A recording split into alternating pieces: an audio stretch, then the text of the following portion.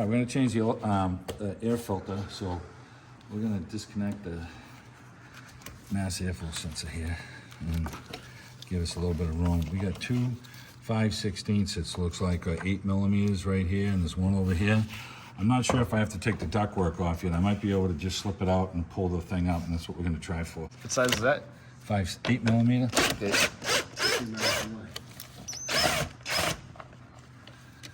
One there.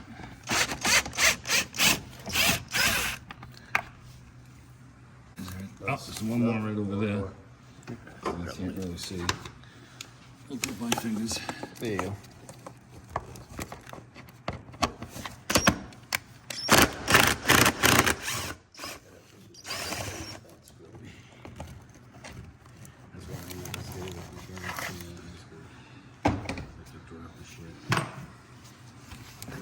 Okay. Alright, so we got enough room to pull it out. Yeah, it doesn't look too bad. That's pretty good. Yeah. Yeah. Not fresh.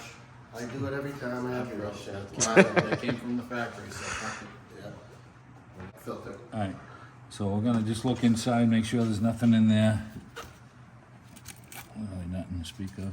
Sometimes you find some mouse homes in there. Acorns. Okay, so we got these clips here that are gonna slide, you know, back in for the air filter. Line them up and, okay.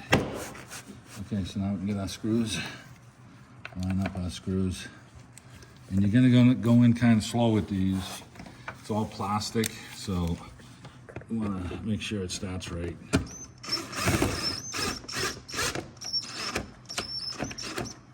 I'm gonna tighten these all by hand after.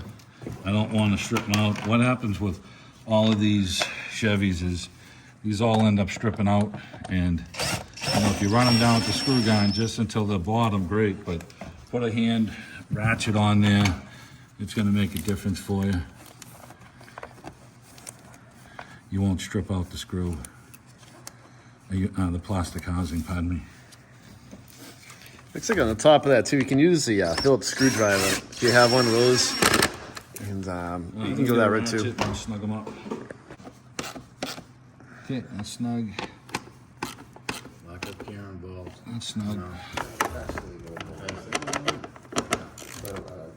Okay, that's it. All right, we're gonna plug in our connector. Back in. Put the lock tab down. All right, and that's it. Air filter's changed.